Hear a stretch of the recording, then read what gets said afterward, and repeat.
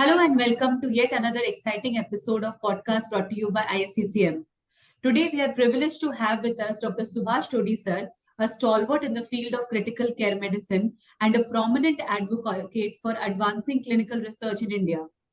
Todi sir is serving as a director of Department of Critical Care Medicine and Academics at Manipal Hospitals in Calcutta. His illustrious career spans decades of pioneering work in patient care research and education. Sir has been instrumental in promoting evidence based practices and fostering a culture of clinical research within Indian healthcare landscape. He has a deep understanding of the challenges and the opportunities in this space. In this episode, we'll be discussing the current state of clinical research in India, exploring the hurdles that we need to overcome, and gain Sir's insights on how India can enhance its global footprint in clinical research.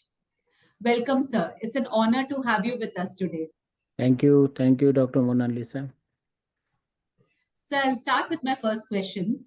So what are the key areas of interest and potential applications for large-scale data analysis in critical care medicine in India?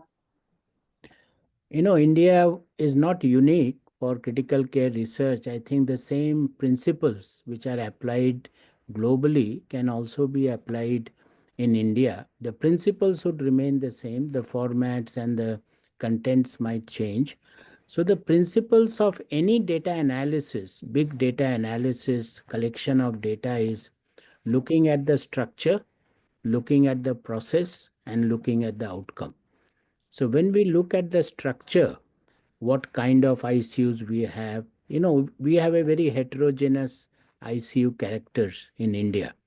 And it will be very nice to have data on public versus private, larger versus smaller ICUs, and collect data from there and see what's happening, what is the outcome of patients in these kind of healthcare settings. So I think that is the first thing, is to look at the structure. Again, in the structure, we can talk about open versus closed ICU. We can talk about nurse to patient ratio, doctor to patient ratio. Most of the structural things are not under doctor's domain, they are under administrative domain. But at least if we can gather data and give it to the administrators, that will also help our cause. So that's on the structural part.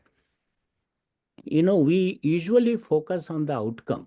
What is the mortality? What is the length of stay? What are the infection rate? And so on and so forth. But the most important thing in the intensive care unit is the processes. You see, the structure is not under our control. Even the outcome is not under our control, but the processes are. What are the processes are we following? The hand hygiene process and the many other processes that goes on in the ICUs. I think that needs to be analyzed and the data needs to be collected. And this is not a one shot data. This has to be on a continuous basis. In ISCCM, we had tried once to have a software called Chitra. The Chitra had all the elements of collecting structural data, the process data, and the outcome data. And that is where even the global research is going. Because based on data, one can generate a lot of hypotheses and also do research on that.